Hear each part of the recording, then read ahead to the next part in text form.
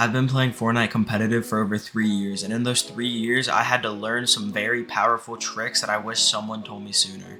In this video, I'm going to tell you these tricks that I learned so you don't have to find out for yourself, wasting hundreds of hours like I did.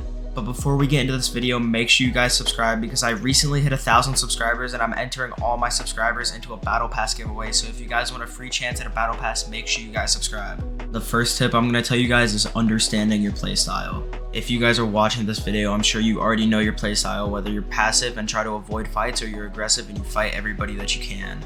Once you find out what playstyle you have to master it. You have to watch pros with a similar playstyle to you and find out what leads them to success. And that brings us into the second tip of this video. You have to learn from the pros. Learning from the pros means VOD reviewing them and finding out what makes them so successful.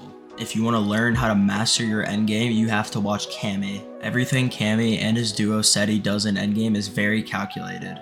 They are the best endgame players. They know how to conserve mats and they know when to look for refreshes. But if your problem is fighting, you need to watch Peterbot. Peterbot is easily the best fighter in the world right now. He's playing solo Cash Cup finals and getting 40 bombs every week. By VOD reviewing him, you will learn how to kill anybody in any situation. Even though he has the best mechanics in the world, mechanics aren't that important, which is the third tip of this video. When watching pros, you might think that mechanics are very important because that's all you see them doing is flexing their mechanics, but it's by far the complete opposite. You need to have a certain baseline of mechanics, but it is by far not as important as you guys think it is. Being able to fight smart and rotate successfully is by far more important than fast mechanics. The next tip is that your friend group and the people you surround yourself with affect how you play. If you surround yourself with motivated players that want to get better, you'll play better. They'll always want to practice and get better together, and that is the most important thing that you can have. But if you surround yourself with players that don't care, you'll end up getting worse. Say you surround yourself with motivated players and you want to get good and go pro, the next tip is that it takes multiple seasons to see permanent results. If you're really motivated and put in a lot of hours, you may see 1 or 2 good tournament results, but it's going to take multiple seasons to make them consistent. You guys can't grind one season and expect to see permanent results for every season after. The most important thing about going pro is that it takes time and you have to be patient. After you've had the best placement that you ever had, the next tournament you might not even place top 1000, but that brings us into the next tip. You have to learn from your mistakes. Placing bad in a Cash Cup is the best thing that could happen. Even though you didn't get the placement that you want and you feel like you failed, you have so much to learn from that tournament. If you had a bad tournament placing, that means you made multiple mistakes that you can learn from and fix. But if you place good in a tournament, you most likely made less mistakes, so you have less to learn from. The next tip I'm going to tell you guys is have a set drop spot and set rotation. When you're playing tournaments, you guys should have a set drop spot that you're going to every game no matter the bus. Not only does that build muscle memory of fighting at your drop spot and knowing the ins and out of where you're landing, once you guys land there enough times, you'll be the best fighters and will never lose their off spawn. The next part about that tip is having a set rotation. Based on where the zone pulls, you guys should have a set rotation path that you do every time the zone pulls in a certain direction. The next tip is understanding dead side and the importance of being an IGL. Dead side is the side of the zone that will consistently have less players on it. Look at this zone right here. Where do you guys think dead side will be? Dead side will 100% be north because the people that landed north pulled the zone and won't have to rotate. Not only is there dead side for the first couple zones, there's dead side throughout the whole game. On half, dead side's going to be the part that was in zone, because when people rotate they won't go as far and they'll only stop when they get into zone. And then on first moving there's dead side. Look at this first moving off of half. Where do you guys think dead side will be? Dead side would be the north side of zone. It all goes back to half because on half people don't want to rotate as far into storm, so when zone pulls far on first moving, left side will be dead side because no one will be on that side. The next tip is to stop complaining. Stop complaining about the hertz of your monitor or how bad your PC is. People go pro from any setup or any circumstance. Complaining does nothing but ruin your mental. And if you think you're going to play worse because of something, you're going to play worse anyway. I know your situation might not be the best right now, but if you complain, it's only going to make it worse. The next tip is learning how to stay calm. Being calm is so important in competitive Fortnite. If you're not calm, your communications will be cluttered and you'll play worse. And if you get really shaky when you're nervous, your aim will be horrible.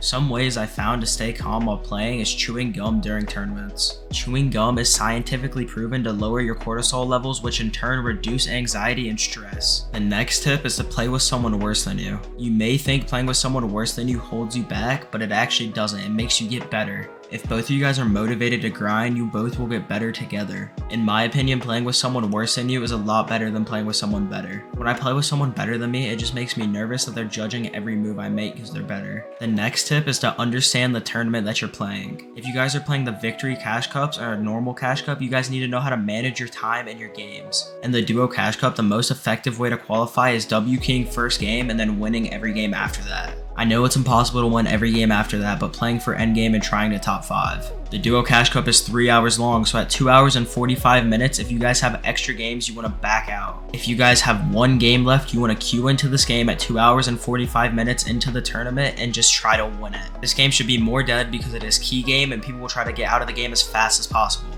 But if you guys have 2 games left, you want to get into this game and try to W key and get out of it as fast as possible with the most amount of points. And then after you've gone out of that game, you want to get into the last game, which will be very stacked, and try to win it. Playing tournaments like this doesn't work every time, and the way you play should completely change on how many points you have. That's why it's important to understand the tournament. The next tip is analyzing and understanding the situation you're in. When you guys do a lot of VOD reviewing, you guys may notice a mistake that you make a lot. And you guys may already know how to fix that mistake, but when you're in game, you have to understand that you're in the situation you make the mistake in and be able to fix it before you die. That is the hardest part about becoming a pro. The next tip is to practice like you play. If you guys played sports, you might have heard that phrase before, but it's completely true in esports too. If you guys are practicing and goofing off and not playing correctly how you would in a tournament, when it's time for a tournament, you guys will play the exact same. You guys won't play as good because your muscle memory has taught you to play like you're trolling. No matter what it is, if it's 3v3 go goated or scrims, I try my hardest like it's a real tournament.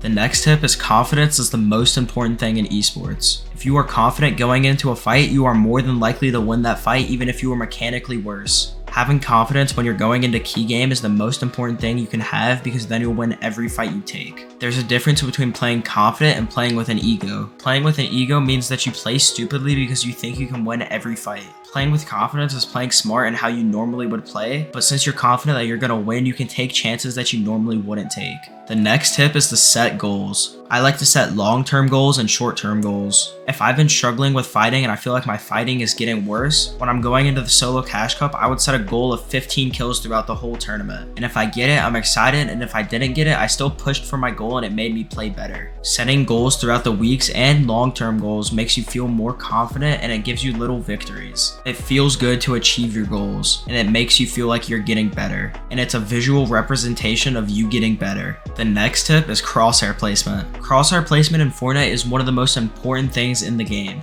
There's crosshair placement while aiming, there's crosshair placement while editing, there's crosshair placement while building. It is by far the most important thing in the game. For crosshair placement while aiming, when using a shotgun, you guys want to aim for the head. It may seem like common sense, but I see a lot of people not doing it. When using an AR or an SMG, you guys want to aim for the upper torso. It's so much better to hit every shot in the body than aim for the head and miss half your shots. Then for crosshair placement when editing, say you're triple editing and when you edit the floor into the cone, you want to end your floor edit where the cone edit starts, meaning that you don't have to move your crosshair at all. Crosshair placement is the most important while editing because it is the most efficient way to edit. The best ways to practice crosshair placement while editing is this Raiders map that's on screen now. You can load into this map and practice your crosshair placement and instantly get better. Then for crosshair placement while building. This one's harder to show because it comes up in less scenarios, but it is completely as important. Crosshair placement while building is basically where you build your stuff. There's this move called the calc cone which shows building crosshair placement perfectly. So what you guys want to do is you want to aim exactly at the top of the wall. If you aim exactly at the top of the wall like I'm doing here, the cone will place over the wall coning your opponent. The next tip I want to talk about is understanding your advantages. If you're in an off-spawn fight, advantages are places where you can get mats faster, places where you can get shield, places where you can get better loot than your opponent, and natural high ground. When you're in an off-spawn fight, you want to look for those advantages because those will help you win the fight. If you see your opponent in the open, you want to look for natural high ground to get above them to be able to get a better angle. Like say you're at classy courts here and your opponent is farming out the tennis court. The main spot you want to be is on top of the main building above them. It's natural high ground that you can shoot from and hide behind. The next tip we want to talk about is VOD reviewing the person you died to. What I mean by that is going into replay and watching you die, but not from your POV, from the person who's killed you POV. Not only will you be able to see how you die, you'll see what you did wrong to give up the fight. By watching yourself play from someone else's point of view, you'll be able to learn so much about your playstyle and what you're doing wrong. The last tip I'm going to talk about is understanding your weaknesses and practicing them. Your weakness is something that gets you killed multiple times a day. It could be your aiming, it could be your editing skills, it could be your building. What you guys want to do is practice them until they're not your weaknesses anymore. You're only as strong as your weakest link. So if you're really good at editing but your aim sucks, it doesn't matter how fast you can box someone if you can't hit a shot. Thank you guys so much for watching this video. I hope you guys enjoyed it, and make sure you guys like and subscribe. Comment below if you guys enjoyed this video and want more videos like this. But until next time, see you guys later.